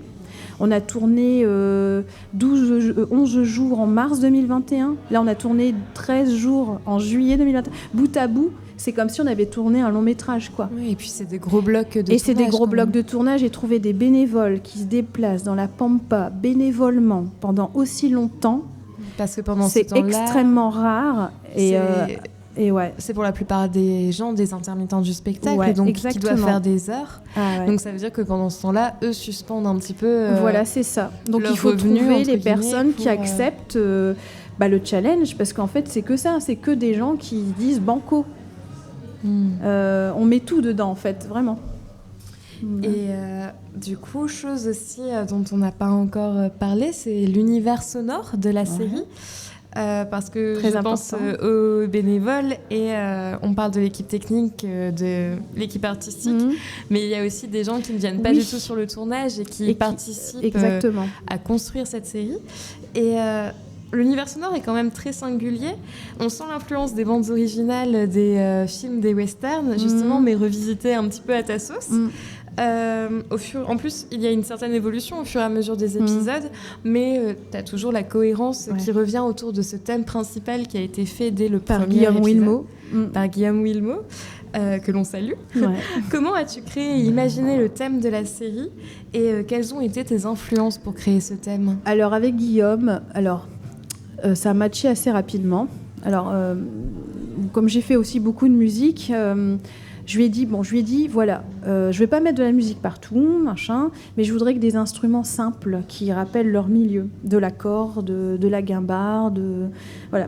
Et donc il m'avait proposé des choses au piano, ça marchait, mais je me suis dit non, le piano c'est trop high. Saloon. En fait. Il faut vraiment quelque chose de plus, de plus humble, de plus proche de leur condition. Et donc on est parti sur la guitare. Avec une guitare un peu comme ça, aux accents un peu électriques pour la partie vilain, quand les vilains débarquent ou quand il y a un thème un peu plus costaud. Et puis après des éléments avec ce thème, et puis siffler aussi, un petit peu, etc. Donc c'est lui qui arrive avec ce thème. On a beaucoup travaillé là-dessus. C'est lui qui t'a proposé à la base Le thème, c'est lui. Okay. Voilà. Et donc je lui ai fait confiance. On travaille bien ensemble. J'ai fait des pré-montages. Je lui ai envoyé au fur et à mesure. On discutait beaucoup de J'ai dit, là, je vois bien un tango. C'est comme une danse. Est-ce que tu pourrais pas me faire un truc avec des airs de tango? Donc, je lui donnais des références. Et puis, au fur et à mesure, par exemple, le début de l'épisode 3, c'est le cas, quoi. C'est vraiment avec des petits accents comme ça, des petits clins d'œil. Et donc, c'est Guillaume qui amène toute la partie sonore. Et c'est François Satin, et Olivier Char. Alors Olivier Char surtout pour les épisodes 2021, et le pilote, mais c'est François Satin qui habille l'univers sonore, puisqu'il faut aussi créer l'univers sonore derrière. Et c'est Adrien Heim qui travaille l'étalonnage pour renforcer les contrastes. Et voilà. Et donc, on travaille comme ça, donc main dans la main, parce que c'est vrai qu'on parle toujours de l'équipe, mais jamais de l'équipe post-production qui a pris toute sur les épaules. Et qui contribue aussi à créer tout cet univers. Voilà, donc Thomas Messager, Adrien et moi-même, on a bossé ensemble. Kelly, Adrien et moi-même, on bosse ensemble. Parce que c'est ça aussi, logiquement. On n'a qu'un chef opérateur dans un film ou dans... Là, il se trouve que j'en ai plusieurs. Donc voilà, mais on travaille tous de concert, quoi, vraiment. 3 avec Eric Alirol pour tout ce qui était studio. Voilà. Voilà. Donc d'ailleurs, je salue sa famille parce que Eric a été vraiment un ange gardien. C'est lui qui a fait la première équipe, qui a constitué la première équipe pour les chroniques. Il me dit, t'as besoin d'une script, j'appelle un tel, bouge pas. Est-ce que je vais voir si je peux pas avoir un premier assistant caméra. Appelle un tel, voilà. Et comme Eric, il a beaucoup travaillé sur des séries, des films pour France 3 aussi, etc. Voilà, il a une longue carrière derrière lui. Là, maintenant, il est malade, donc il pouvait plus. Et donc, c'est Thomas et Kelly qui ont pris le relais. Mais vraiment, c'est toute une histoire, quoi. C'était vraiment... Et donc, oui, pour la post-production, Guillaume, François, Adrien. Et puis après, moi, je reste avec les chefs-op. Voilà. Et puis Guillaume à la musique, oui. Où pareil, il y a une nomination là, qui arrive pour Guillaume. Justement, et donc je suis très contente. Voilà. En parlant de nomination, ça me permet justement de rebondir sur ma prochaine thématique, qui est un petit peu les retours que tu as eus. La série tourne pas mal en avant-première régionale, rythmée par la finalisation de chacun des épisodes à chaque fois. Mais elle connaît aussi un parcours assez exceptionnel en festival, où elle a remporté à ce jour pas loin de 150 prix, dans tout domaine confondu, et ce, à travers le monde. Avec nos petits moyens non parfaits. Voilà, et ce, à travers le monde, quand même, du Japon aux États-Unis. C'est assez fou, je trouve, comme aventure, cette diffusion au festival. Et notamment, elle s'est retrouvée là cette année nominée face à des séries ayant Anna Thaoué et Jared Leto en tête d'affiche quand même. Donc Matatalia et Schwartz qui se retrouvent en face c'est pas rien. C'est pas rien, ouais. Déjà la nomination, c'est extra. Hein. Et du coup, justement, quel retour as-tu eu à la fois de la part des spectateurs, à la fois de ton équipe, parce que tous ces gens qui ont porté ce projet à bout de bras, quels ont été leurs retours, et aussi quels sont les retours que tu as eus à l'issue du parcours en festival de cette série? Alors déjà, inattendu pour le pilote, on s'attendait pas du tout à ça. L'équipe était très heureuse et moi je me suis dit merci, j'ai rempli ma part du contrat que je m'étais dit moi-même, hein. C'est-à-dire que ces gens ne fassent pas ça pour rien, parce que c'est vrai que dans l'équipe on a beaucoup travaillé, beaucoup, et malgré ça c'est vrai que c'est difficile de faire connaître son travail en fait. Du coup je m'étais dit avec ce pilote et ces reconnaissances, c'était vraiment une manière de leur dire voilà, vous avez votre place, quoi. Ce que vous avez fait, c'est vous qui l'avez fait aussi. Donc et alors on va peut-être penser un peu les choses de manière prétentieuse, mais quand je vois le film de Gilles Lelouch, Le Grand Bain, je pense toujours à Axio justement par rapport à l'histoire. C'est-à-dire que voilà, ce sont des gens tout à fait ordinaires, on va dire. Et puis, ils ont leurs propres difficultés dans leur vie, ils ont leurs propres... Et il y a ça, il y a ce projet, et on travaille ensemble. Donc, moi, j'étais hyper heureuse des résultats. Et puis après, il a fallu se remettre au travail. On avait beaucoup de pression en 2021. Je me souviens qu'on s'était mis quand même beaucoup de pression, parce que d'un coup, ça y est, on nous regardait. Et du coup, il y avait des attentes de toutes parts. Et donc, ça n'a pas été facile. Et là, on a pris beaucoup de plaisir l'année dernière et cette année. Et donc pour l'équipe, c'est venant de l'international et quelques festivals en France, parce qu'on a eu en off Cannes, on a eu Paris aussi. En off. Je dis Cannes en off parce que si je dis Cannes, ils vont dire ils n'étaient pas à Cannes. Non, mais il y a d'autres festivals indépendants, voilà quoi. Et en fait, les gens ne nous connaissaient pas et ça a matché, quoi. Donc par exemple Arnaud Théry, je trouvais ça formidable qu'enfin on le voit, quoi, parce qu'il joue c'est un grand comédien. Et puis, malheureusement, évidemment, c'est un peu la boucherie, hein, les auditions, voilà, quoi. Les comédiens, c'est vraiment compliqué pour eux de trouver du boulot. Et là, avec cette série, je me suis dit, au moins, en plus... Ça leur fait une carte de visite, peut-être. On les voit jouer. Voilà, on les voit jouer. Exprimer peut-être leur potentiel et des choses qu'ils n'auraient pas osé faire dans d'autres contextes. Oui, mais parce qu'on leur donne pas l'occasion de le faire. Voilà. Donc, quand on nous voit dans la rue, on paye pas de mine, quoi. Je veux dire, mais la caméra, elle voit les choses. Donc, c'était vraiment un focus. L'œil de la caméra. L'œil de la caméra, voilà. Et donc, du coup, oui, avec tous ces prix, ça nous donne de la force, quoi. Parce qu'en plus, ça a eu des prix, on n'a pas trop précisé. Là, pour ceux qui sont présents à l'enregistrement, on voit sur le diapo une map qui montre un petit peu tous les prix que tu as eu à l'international. Tu as eu des prix notamment pour les costumes, pour la musique, pour le meilleur pilote, à Los pour Angeles, et ils nous aiment bien aussi pour ça, ouais. Et tu as vraiment eu dans toutes les catégories possibles et inimaginables de festivals. Ouais, on est allé en Corée, on est allé en Australie, on est allé en Angleterre. Ça voyage les Hauts-de-France. Hein. Ouais, et voilà, et ça c'est énorme. On aurait pu faire des cartes postales, mais quand on était tous confinés, bloqués, un petit peu. Voilà, c'est ça. Par contre, le pilote, lui, partait partout. Et je disais à l'équipe, ce soir, vous êtes diffusés en extérieur dans Central Park à New York. Et ils disent, non, si.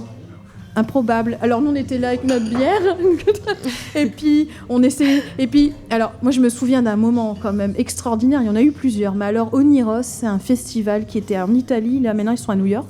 On y est aussi cette année. Ça a été la série de l'année. D'accord ? C'était en 2020. Ça a été en fait, série de l'année. C'était la série web de l'année, quoi. Et quand la nana, elle ouvre le truc et alors là on était là, on se dit non. Moi je disais non. C'est pas possible. Déjà là, on a fait un beau parcours. Tu sais, voilà. Et quand elle a dit The Glavensburg Chronicle, tout le monde a sauté. Les cacahuètes sont parties. On n'y croyait pas. Et d'un coup, ça a l'air, c'est très trivial. Hein. On n'y croyait pas. Ils ont commencé à s'appeler. Alors évidemment, France 3 ne relayera jamais un truc comme ça, sauf peut-être Virginie Demange et Fabienne Pureur que je salue d'ailleurs de l'émission Vous êtes formidables. Je veux dire, voilà quoi. C'est pour ça que je pensais au grand bain. C'est-à-dire que voilà, on avait eu des trucs, mais ici tout le monde s'en fout quoi quand même parce que bon voilà. Mais je m'étais dit c'est bien pour eux parce que ça nous donne. En fait, les gens sont neutres, nous ne connaissent pas partout dans le monde et ça fait mouche. En gros, c'est comme si on avait fait une sortie internationale des chroniques sans budget et sans vent de rien quoi. Et alors on a testé du coup le genre. Et du coup, on a testé le dispositif avec le pilote et tout ça, quoi. Et avec les épisodes qui arrivent, ce qui veut dire que pour la région, qui ne croyait pas du tout en ce qu'on pouvait faire, je ne vais pas dire ça continue. Il n'y a pas de raison, quoi. Et puis alors, j'ose dire, puisqu'il faut un peu être, audacieux dans la vie. Et puis c'est Pastier qui disait, de toute façon, il faut se la péter, sinon, voilà, personne ne viendra vous dire quoi que ce soit. Voilà, moi je sors le documentaire sur l'équipe, ça marche, parce qu'on ne parle jamais des bénévoles. Et puis derrière, vous m'achetez la saison 2. Et vous verrez que ça marchera. Et parce que ce seront eux, ça marchera. Et si aucune chaîne ne l'a jamais fait, je vous invite à le faire. Voilà. Oui, et puis en plus, c'est galvanisant pour les équipes. Oui, dans un monde où les monopoles sont de plus en plus puissants, où on écrase la création, non. Le cinéma, ça s'est fait au départ. Moi, j'ai Alice Guy dans la tête. J'ai Méliès dans la tête. J'ai toutes ces personnes qui faisaient du cinéma comme une troupe. Et aujourd'hui, je veux dire, on vend du rêve, on raconte les gens, mais derrière, c'est terrible ce qui peut se passer. Donc non, il faudrait peut-être revenir à des choses plus... comment dirais-je ? Parce que nous, la série, ce qui me tient à cœur, c'est que, d'ailleurs, c'est la thématique qui s'en dégage, c'est la diversité qui se bat contre l'uniformité. Dans la trame, c'est ce qui se passe. Pour faire simple, on a... L'entre-deux-guerres, c'est quoi ? C'est on quitte une guerre pour arriver dans une autre guerre. Évidemment, les personnages ne sont pas au courant de ce qui va se passer. Nous, on le sait.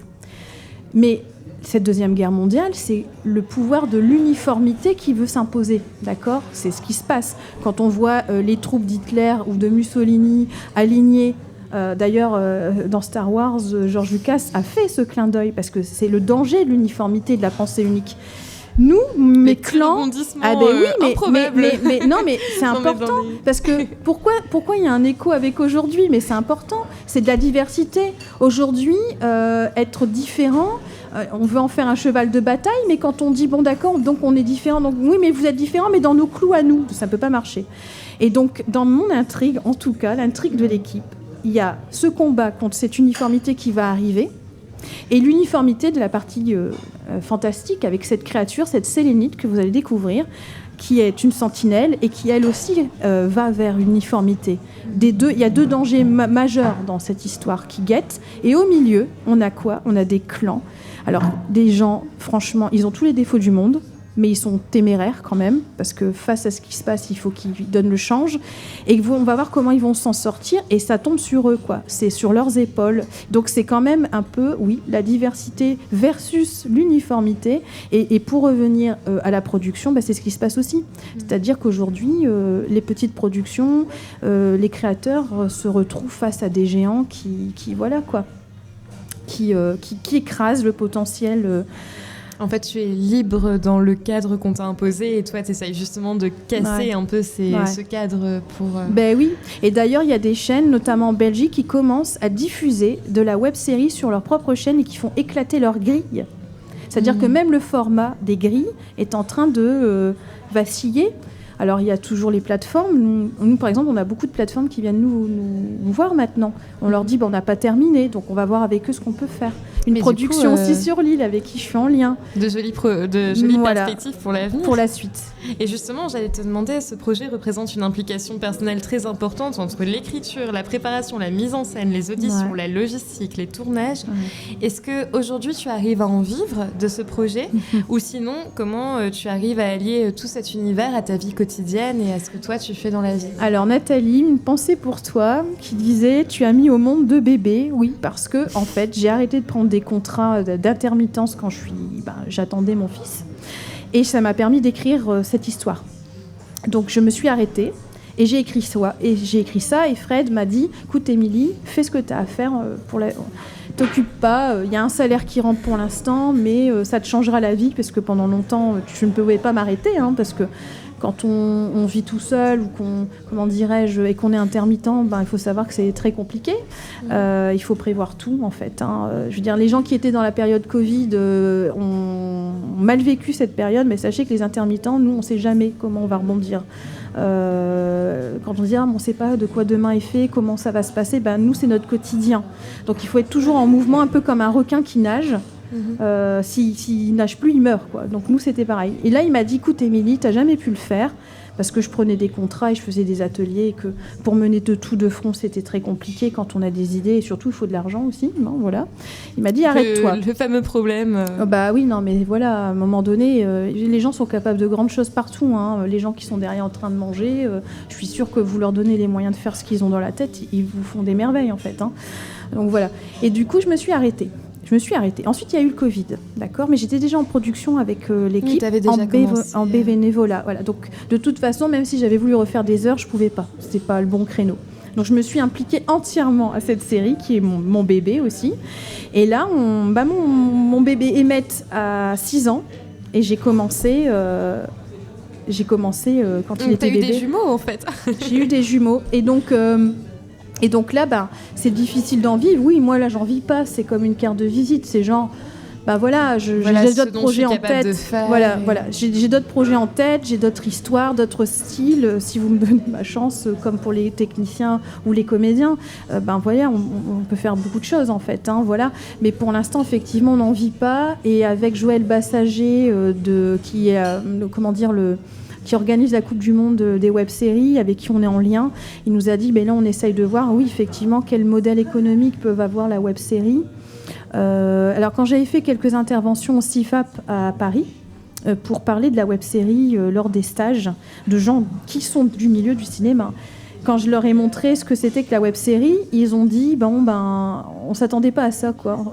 En fait, ça vaut carrément des séries. Je dis oui, aujourd'hui, la web-série, ça n'a plus rien à voir avec les petites séries dans les années 90 qui ont commencé. Et surtout, il y a un énorme potentiel de, comment dirais-je, il n'y a pas de... Tout est possible. Il n'y a pas de frein, de limitation. Ouais, de ligne éditoriale. Déjà, nous, dans notre série, on fume. On fume, on crache, on jure, on ne se prend pas au sérieux, mais c'est comme à l'époque. Donc, moi, je vais dire, mais oui, désolé. Véracité historique. Je ne vais pas leur mettre une sucette dans la bouche, ni un bâton de réglisse, parce qu'on dit, le tabagisme, c'est pas bien. Oui, c'est pas bien, mais à l'époque, il se trouve que tout le monde fumait. Donc, voilà. On devra mettre une petite note. Mais donc, je disais, voilà. Et puis, pour les formats, on est libre de nos formats, etc. Et du coup, ils ont eu des yeux qui pétillaient. Ils ont dit, c'est magique et tout, machin. Pour revenir là-dessus, ils cherchent un modèle économique actuellement. On ne sait pas ce que ça va donner. Bon. Mais aujourd'hui, en vivre, pour l'instant, non.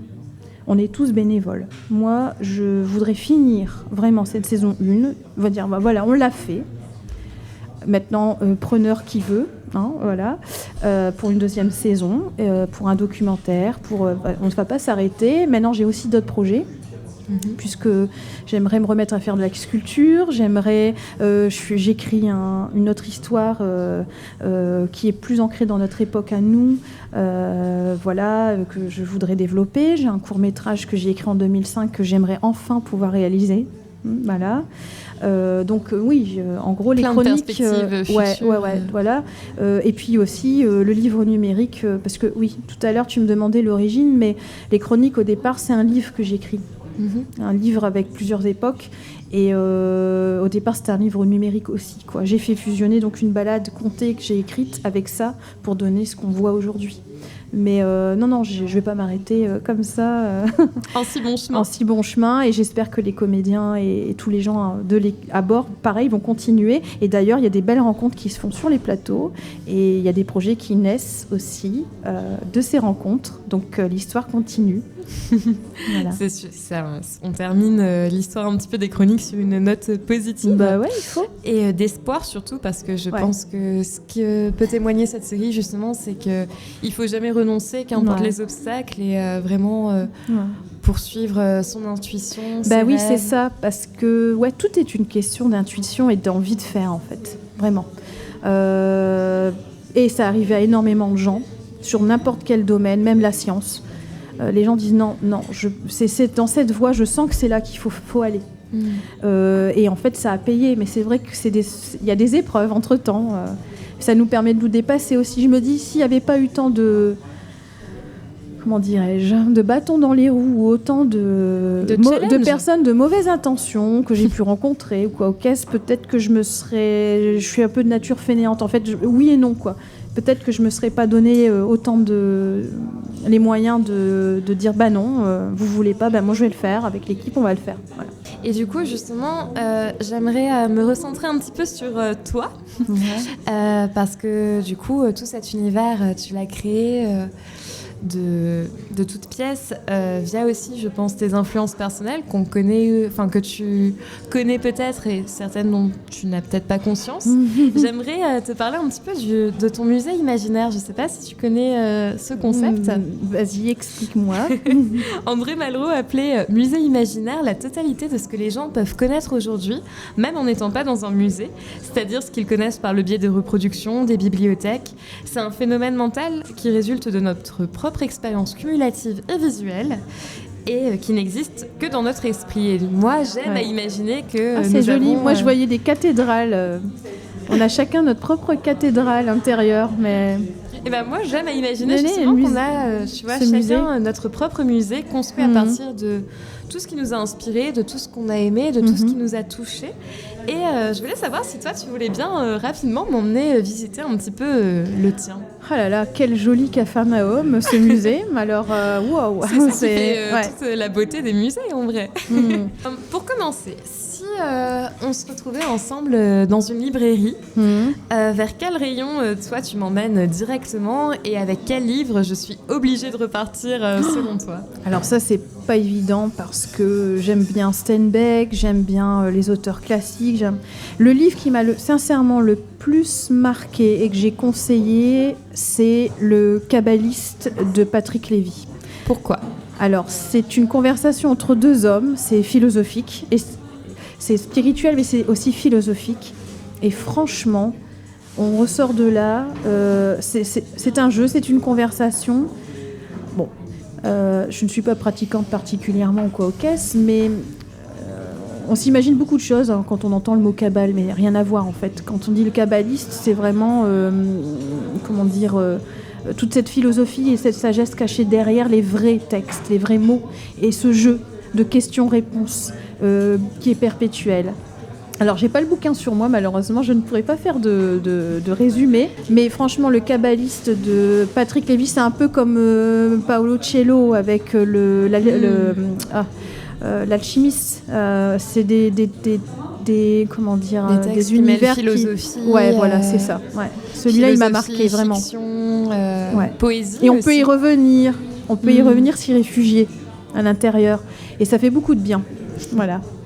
Et si on se faisait une soirée ciné, devant quel film on s'installe? Peut-être quel cinéaste tu m'évoques pendant toute la durée des bandes annonces? Qu'est-ce qui se passe si on va au cinéma ensemble? Alors, c'est pas facile parce que j'ai pas de réalisateur préféré, parce que j'en ai plein. Ou de réalisatrices. Par exemple, Jane Campion, qui a tracé aussi son sillon. Voilà. Si on me demande ce qui m'a marqué, moi j'ai des films qui reviennent, par exemple La couleur pourpre de Spielberg qui m'a marqué. J'avais peut-être 7-8 ans quand je l'ai vu. C'est vraiment quelque chose qui m'a bouleversée à l'époque. Il y a aussi... j'allais dire un film qui m'a marqué aussi, l'Empire du Soleil, toujours pareil. Film qui m'ont touché, mais je les ai vus, j'étais gamine, vraiment. Donc il y a quelque chose de. Tu te souviens encore de ton expérience de visionnage? Mais je me souviens même des odeurs qu'il y avait dans la pièce, quoi. C'est comme si je faisais partie de la famille. Ce que j'ai vécu, c'était vrai, quoi. Mais sinon, aller ensemble, oh là là là là là là, c'est terrible parce que j'ai pas de film. Il y a plein de films. Sam Mendes, j'aime bien. C'est comment dire, ces plans séquences incroyables comme Les Fils de l'Homme, par exemple. Tiens, on va aller voir Les Fils de l'Homme de Sam Mendes. Je sais plus si c'est de lui ou peut-être que je confonds avec un autre. Je suis pas sûre. On me dirait mais il y a une connerie. Ouais. Il y a plein de films en fait qui touchent. Il y a Le Ruban Blanc aussi d'Anneke. Enfin, c'est très voilà. Ça peut être je peux te dire, ça peut être du Robert Zemeckis avec le thriller Apparence, comme ou bien Forrest Gump. Enfin, je veux dire, c'est vraiment selon les humeurs. C'est pour ça que j'ai du mal à suivre une série, par exemple. Ou si je la suis, je la fais tout d'un coup. Et du coup, justement, en parlant de séries, si on s'installait devant une série un dimanche pluvieux sous un plaid, qu'est-ce qu'on regarde, Émilie? Alors, encore une série qui m'aurait marquée étant petite, ou une série, alors... moi, j'ai beaucoup aimé les Twilight Zone, la 4e dimension. Je me souviens encore du générique. D'ailleurs, quand on le met, ça me fait des frissons partout. Et j'étais encore gamine quand je l'ai vu, voilà. J'ai beaucoup aimé Dans la peau de John Malkovich. Enfin voilà, c'est un capharnaüm total. Vraiment, j'ai pas de style proprement dit. C'est selon les humeurs. Ça peut être un film de science-fiction, comme ça peut être hyper minimaliste, comme Dogville par exemple. Voilà quoi, Dogville. C'est aussi quelque chose qui m'a marqué au début. On dit mais qu'est-ce que c'est que ce truc? Puis très vite, oh là là, mon Dieu, quel dispositif, c'est magique. Voilà. Et oui, en effet. Non, mais voilà, c'est jongle. J'ai du mal à choisir. J'ai jamais été groupie en plus à la base dans la vie. J'avais pas de poster dans ma chambre. Donc c'est difficile pour moi de me fixer sur un réalisateur ou une réalisatrice, par exemple. J'aime bien Sofia Coppola aussi. J'aime voilà, mais voilà, c'est pas. Le chiffre 1, non. Oui. Et si on allait voir une expo, qu'est-ce que ce serait ? Des artistes plasticiens, des Alors ça peut aller de Vermeer à de l'illustration, parce que j'aime beaucoup par exemple Karl Larsson. Ses illustrations, ses aquarelles, c'est magnifique. Quand on est dedans, on se sent à l'abri. Il y a une poésie, c'est magnifique. Voilà. L'exposition de Valérie Hadida en sculpture, parce que j'aime beaucoup sculpter aussi, et on a un univers assez proche en fait. Parce que moi, ce sont des sélénites, mais elles, ce sont des personnages. C'est ce que j'allais dire justement. Ces sculptures font beaucoup penser un petit peu à l'univers que tu as voulu créer autour de la Alors, mon côté sélénite. féminin, ce serait Valérie Hadida. Mon côté masculin, ce serait plutôt Giger. Giger, vous voyez, c'est complètement opposé, mais pas tant que ça en fait. Et du coup, oui, ça reste aussi assez disparate, mais c'est intéressant parce que tu vois là Benjamin déjà... Lacombe aussi, en illustration, j'aime beaucoup. Excuse-moi, je t'ai coupé. T'inquiète, on retrouve aussi, j'allais dire, des éléments très, très variés. Pour clôturer un petit peu, du coup, cette rencontre qu'on a fait ensemble, j'ai mis en place un petit défi qui est relatif à ce podcast. Si je te dis que tu as 1 mois pour décliner Escarbille à ton image, en ayant évidemment carte blanche sur le médium et le support que tu souhaites utiliser, est-ce que tu accepterais de peindre décliner ce podcast selon ton univers, ta vision de cette rencontre? Oui, très très bel univers. Escarbille à sa patte, et franchement, c'est très agréable. Eh bien, merci beaucoup, Émilie. Merci de nous avoir partagé ton expérience et de nous avoir plongé dans l'univers des chroniques de Glivensburg. Ma toute dernière question est la suivante. Quel conseil donnerais-tu à quelqu'un qui souhaite emprunter la même voie que la tienne ? Alors là, il faut avoir la foi, l'envie et la foi. Parfois, comme dirait lors d'un échange en visio avec une Québécoise, Maude Morissette, avec qui on avait échangé lors d'un festival, parfois on est euphorique, on dit mais il faut y aller, vous ferez des rencontres formidables, c'est des expériences, voilà. Et puis parfois c'est mais qu'est-ce que je fais, n'y allez surtout pas, ne faites pas ça, vous allez vous perdre la santé. Non, c'est franchement avoir la foi et l'envie, et surtout de pas forcément... Alors il faut être raisonnable, c'est vrai, il faut écouter, mais il faut savoir aussi écouter son instinct. Et je pense que quand la personne sent qu'il faut qu'elle fasse ça, eh bien, il y aura forcément des embûches, mais ce sera formateur. Et c'est à travers ce chemin c'est aussi le chemin. C'est pas tant la destination, en fait, c'est vraiment le cheminement qui compte. Là, par exemple, je vais être heureuse de finir cette saison 1, mais je me dis, en fin de compte, la série, c'est surtout comment on l'a faite aussi qui compte. C'est tout ce cheminement. C'est toutes les occasions, les rencontres qu'on a faites. C'est toutes les... Je me souviens, en 2021, on a eu une tempête, une grosse tempête. Tous nos décors ont volé. Ça nous a mis dans la vue une journée complète de tournage. Or, avec nos moyens, on ne peut pas se permettre de perdre une journée de tournage. Et donc, jusqu'à des 1h, 2h du matin, avec l'équipe mise en scène, on devait retrouver un nouvel emploi du temps. Mais ça voulait dire aussi recaler avec un comédien qui ne pouvait pas être là, négocier avec lui, trouver des astuces. On s'est arraché les cheveux, mais on le faisait, en fait. Donc, des embûches inattendues, des gens qui franchement n'auront pas envie que vous fassiez ce que vous faites, des gens, au contraire, qui seront des anges gardiens, des étoiles sur votre chemin et qui amènera de la lumière. Et moi, je pense qu'il faut s'écouter. Et il faut croire en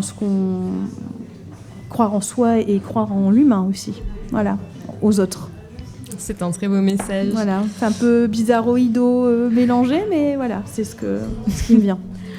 Pour terminer cette rencontre, je vous propose de découvrir les premières images inédites des 2 derniers épisodes de la saison 1 et d'enchaîner sur un temps d'échange avec Émilie, dans lequel vous allez pouvoir poser toutes vos questions sur un fond sonore de David Holmes avec 160 Million Dollar Chinese Man, notre chanson du jour choisie par notre invité. Merci beaucoup, Émilie, de nous avoir consacré ton temps et de nous avoir partagé tout cet univers. Grand plaisir.